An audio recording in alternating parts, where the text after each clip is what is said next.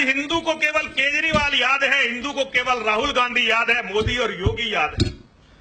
हिंदू को याद नहीं है तो चित्तौड़ का वो किला याद नहीं है जिस पर अलाउद्दीन खिलजी ने केवल ये जानकर अटैक किया था कि रानी पद्मिनी पूरी दुनिया की सबसे खूबसूरत स्त्री है, और इस्लाम कहता है कि जहां इस्लाम का राज हो किसी को भी खूबसूरत स्त्री रखने का काफिर को अधिकार नहीं होता।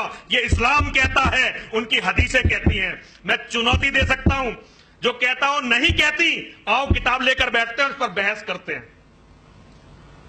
अलाउद्दीन खिलजी अटैक करता है 5 लाख लोगों को लेकर, जिनमें केवल 20,000 मुसलमान थे, 4,80,000 ऐसे हिंदू थे जिन्हें अपने धर्म का ज्ञान ही नहीं था, जिन्हें यह पता नहीं था कि इस्लाम क्या है और हमारा धर्म क्या है, सनातन धर्म क्या है। ऐसे कीड़े आज भी इस धरती पर बहुत सारे रेंग रहे हैं। मैं केवल अंतिम दिन की कहानी आपको सुनाना चाहता हूं। जब चित्तौड़ के राजपूतों को यह लग गया कि अब हम रानी की रक्षा नहीं कर सकते, तो उन्होंने रानी पद्मिनी को अपनी सभा में बुलाया। उन्होंने महारानी से कहा, महारानी मां, हम अब आपकी रक्षा करने में सक्षम नहीं है, हम लोग कल जाएंगे और सारे लड़कर मर जाएंगे, आप अपना निर्णय बताइए कि आप क्या करने वाली हैं। रानी पद्मिनी ने कहा, सबसे पहले तो वो कौम फूंकने लायक है जो अपनी बहन बेटियों के स्वाभिमान की रक्षा नहीं कर सकती, उनकी आन नहीं बचा सकती। उसके बाद उन्होंने आदेश दिया कि मेरे लिए तो एक काम करा जाए, एक बड़ा हवन कुंड बनाया जाए। यदि आज तुम में इतनी हिम्मत नहीं है कि तुम मेरी आबरू बचा सको, मेरी आबरू की रक्षा कर सको, तो मैं अपने आप को अग्निदेव को समर्पित कर दूंगी और वो मेरी आबरू की रक्षा करेंगे, वो मेरे स्वाभिमान की रक्षा करेंगे। कुंड था बहुत बड़ा, 40 फुट गहरा और बहुत बड़े क्षेत्र में फैला हुआ कुंड था। उस कुंड में एक बहुत बड़ा हवन कुंड, जिसे आप लोग चिता भी कहते हैं, अज्ञानी चिता कहते हैं, मैं उसे हवन कुंड कहता हूं, वो तैयार की गई। सारी दुनिया जानती है कि जब रानी पद्मिनी उस चिता की तरफ, उस हवन कुंड की तरफ गई, तो किसी को उसमें तिल्ली दिखाने की जरूरत नहीं पड़ी, माचिस दिखाने की, आग दिखाने की जरूरत नहीं पड़ी। सती का इतना तेज था कि अग्निदेव स्वयं प्रकट हुए। रानी पद्मिनी उस चिता में चली गई।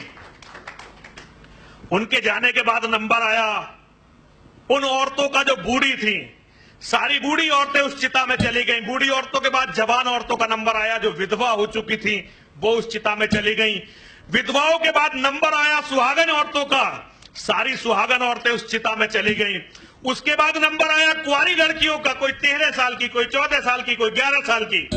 वो सारी बच्चियां उस चिता में चली गईं। और जब वो सब उस चिता में चली गईं, तो अब उन बच्चों का नंबर आया जो अपने पैरों पर नहीं जल सकते थे। कोई 6 महीने का था, बेटे भी थे और मैं बेटियां भी थी। मुझे समझ में नहीं आया ये कौम इतनी कायर कैसे हो गई कि आज हम सच को सच बोलने में डरने लगे। लेकिन सत्य तो ये है कि इस देश में एक बार नहीं, 2 बार नहीं, 3 बार नहीं, हजारों बार ऐसा हुआ जब पिताओं ने, भाइयों ने, दादाओं ने, चाचाओं ने, ताऊओं ने अपने बच्चों को अपने हाथ से चिता में फेंका। कोई 3 महीने का है, कोई 6 महीने का है, कोई 9 महीने का है, कोई साल भर का है।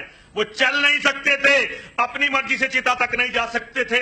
उन सबको चिता में फेंका गया और उन्हें चिता में फेंकने के बाद सारे राजपूत इकट्ठे हुए। मेरी अपनी भी एक बेटी है, शुभम बेटा। मैं कभी कभी कल्पना करता हूं, मुझे कभी पता चलता मेरी बेटी को चोट लग गई। मैं बहुत कम मिलता हूं अपनी बेटी से, लेकिन जब मुझे पता चलता है मेरी बेटी के कहीं चोट लग गई, तो मुझे ऐसा लगता है जैसे किसी ने मेरे दिल को पकड़कर निचोड़ दिया हो।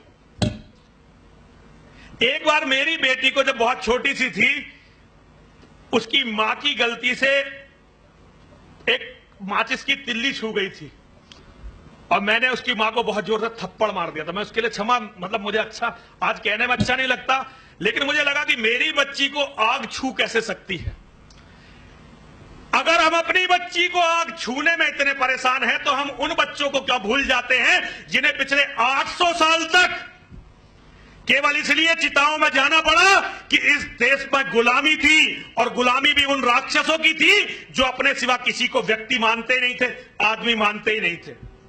जो बच्चे बता रहे थे, मैंने वास्तव में इन बच्चों को बताया ये वस्त्र कौन से वस्त्र हैं। जब रानी पद्मिनी का रानी पद्मिनी का जौहर हो गया तो सारे राजपूत इकट्ठे हुए, जितने भी उस गढ़ में बचे हुए थे, उन्होंने खूब सारी शराब वहां लाकर रखी, खूब सारा मांस, क्योंकि राजपूत शराब भी पीते थे, मांस भी खाते थे। इतिहास से हम भाग नहीं सकते। योद्धाओं का भक्षण अलग था, हम सन्यासियों का, संतों का, ब्राह्मणों का खाने का तरीका अलग था। और जो भी वो खा सकते थे सब कुछ उन्होंने खाया। खाने के बाद पूरे चित्तौड़गढ़ में जितने भी कुएं थे सबको मिट्टी से भर दिया ताकि एक बूंद भी पानी ना बचे। चित्तौड़गढ़ में जितना भी अन्न बचा सबको जला दिया, पूरे चित्तौड़गढ़ को आग लगा दी। और उन्होंने फिर ये केसरिया कपड़े पहने, मेरा रंग दे बसंती चोला। और ये कपड़े पहनकर, क्योंकि ये आग्नेय वस्त्र होते हैं, वो लड़ाई के लिए निकले। और इतिहास जानता है, मुट्ठी भर लोग जो गिनती में 1000 भी नहीं थे, उन्होंने लगभग 1.5 लाख शत्रुओं को गाजर मूली की तरह काट डाला। वो कब हुआ? वो तब हुआ जब 800 या 900 राजपूतों ने, क्षत्रियों ने, मेरे हिंदू वीरों ने, सनातन धर्म के मानने वालों ने यह तय कर लिया कि अब हमें जाना है और वापस नहीं आना है। तो अपनों से कम 100 गुना दुश्मनों को मारकर वो लोग स्वर्ग को चले गए। लड़ने वाले हर समाज में बहुत कम होते हैं, लेकिन हिंदू समाज में तो ये मिट गए हैं। हिंदू समाज राजनीति करता है, हिंदू समाज नेताओं की बहुत बात जय जयकार करता है, लेकिन हिंदू समाज अपने धर्म को आज देख नहीं रहा है। मेरे बच्चों, दुनिया में कुछ भी तुम्हारे धर्म से बड़ा नहीं हो सकता। जो लोग कहते हैं कि ये चीज धर्म से बड़ी, वो चीज धर्म से बड़ी, वो लोग केवल उन चीजों के दलाल हैं और उनके नाम पर अपना कुछ फायदा ढूंढना चाहते हैं। जिन लोगों ने धर्म को बड़ा माना, उनके आज 56 देश हैं। जिन्होंने अपने कुरान पर चले तो 56 देश हैं। ईसाइयों ने अपने धर्म को बड़ा माना, आज उनके 70 से ज्यादा देश हैं। और तुम लोगों ने क्या कहा? नहीं जी, राष्ट्र, देश, ये मिट्टी, कंकड़, पत्थर।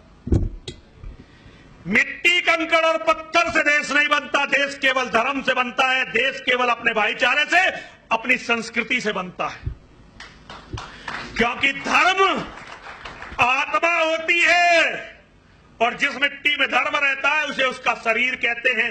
आत्मा निकल गई तो शरीर केवल गंदगी मात्र है, उसमें कुछ नहीं होता। उसे रखोगे तो उसमें कीड़े पड़ जाएंगे और बीमारियां फैल जाएंगी। मेरे बच्चों, धर्म को बचाओ। और एक अंतिम बात,